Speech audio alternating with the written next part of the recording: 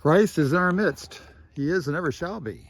This is Subdeacon Paisius, or as some people call me, Russell or Uncle Russell. I haven't given you an update recently or in a week or so, and so I thought I might do that today. I have been working, I just haven't been videotaping. I'm Subdeacon Paisius, as I said. I'm repeating myself. I'm tired. I apologize. This is my fifth take because I keep pushing a button on the phone and it cuts off the recording. And then I was recording a while ago and Siri came on because he thought that I was talking to him and he stopped the video. We're going to try this again. I wanted to show you that bed 7 is complete. It is finished. It has 443 plants and bulbs or bulbs planted in it. 443 things that I put in the ground. Not that I'm bragging. I'm not. It's the pride. No pride. Just this is God's garden, and I'm His gardener, and He helped me get all this stuff, and I think I'd really believe that. And He showed me a design. I don't take credit for it. I think the Lord inspired me from the design. It may be all crazy, but it's the Lord's design, so it can't be crazy, and it can.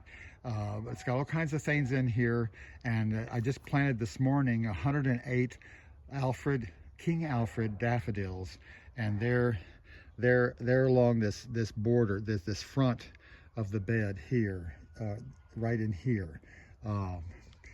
So anyway, I'm gonna make this shorter than usual if I can, but I want to show you that bed 7 is finished.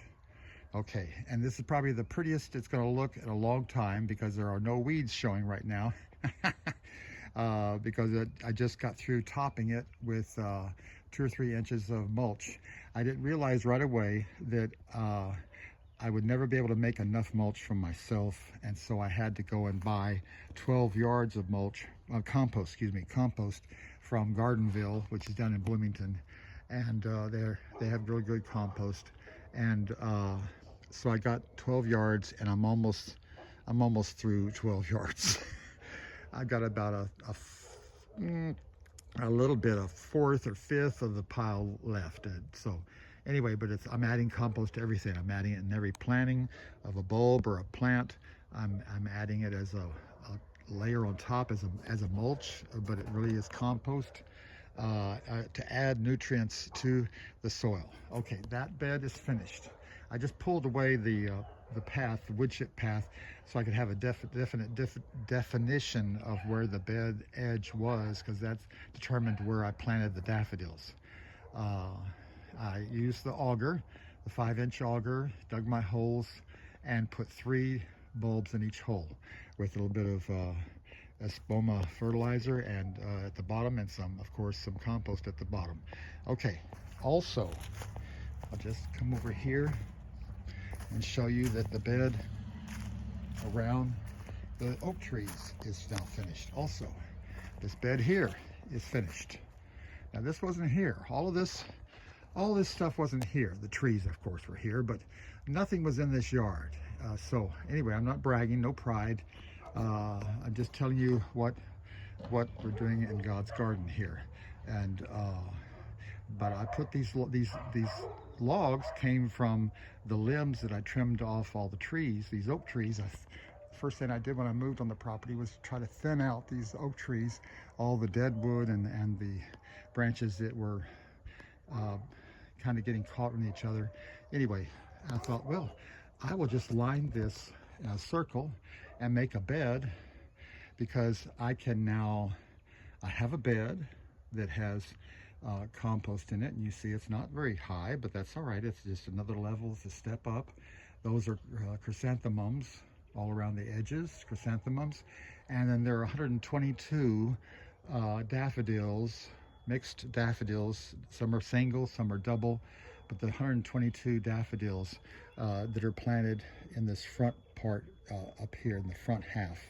I didn't plant them on the back side, nobody will see them, but I won't be able to see them. But all on the front here are all these daffodils. And then on the edge, I put the chrysanthemums. also on the logs, see now, I can come back in a few days and I can plug. I have already ordered and bought and received the mushroom plugs, and so I'm going to be able to grow my own mushrooms. I'll just use these logs and drill holes into the plugs with the fungus in it, the spores in it. You hammer into the holes and seal it with wax, and you can grow your own mushrooms. And so this is going to be a ring of mushrooms eventually on those logs. I hope that will be interesting to see. It's going to be the first time I've done that, and that'll be an experiment to see if it works or not in this climate, and if I have enough shade to do that. I think when the oak perks up, and because of all the thinning, it will now allow it to just perk up and grow better. And now with all this compost at its roots, or at least a little bit here at the base. Anyway, I'm talking too much, but I just wanted to give you an update on these. I have changed my mind since I've got a few more minutes. I'll extend this video on another subject. I have changed my mind about the Leland cypress windbreak. I'm not going to put it on the edge of this swell number 1. I'm going to put it where I'm walking right now, down this east property line fence, and it's going to go full length. I'm going to do all Leland cypress. The stores had them on sale, just almost giving them away to get rid of them. And so the Leland cypress will be, instead of the willows on this fence row, instead of the willows, there will be the Leland cypress trees to act as a windbreak.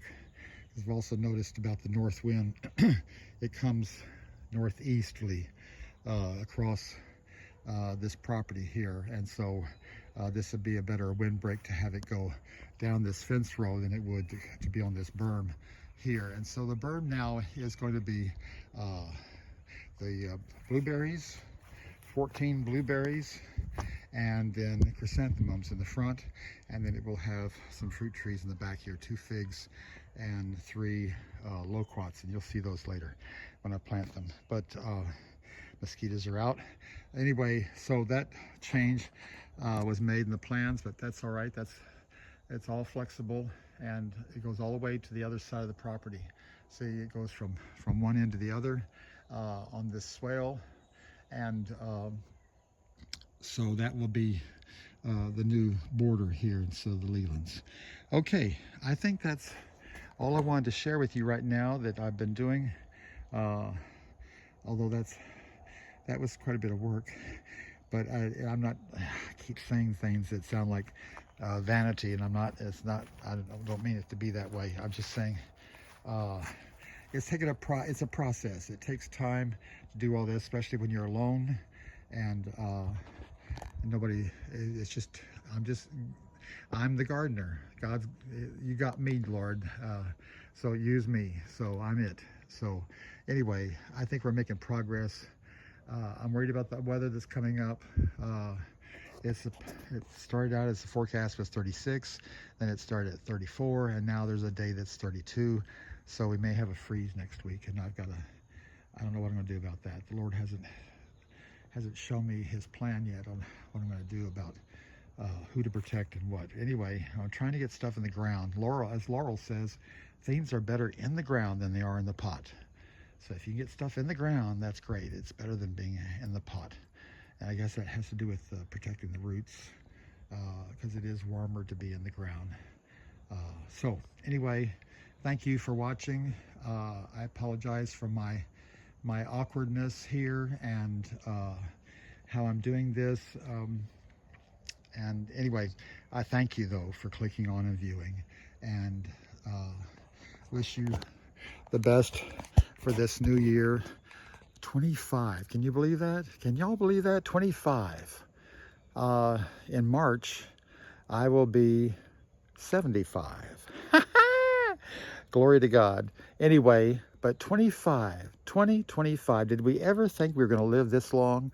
I didn't think I'd live this long. Anyway, I can't imagine living that, but we're going to have a wonderful year. 25, I can tell it's going to be a wonderful year, and I hope it's wonderful for you too. Glory to God for all things.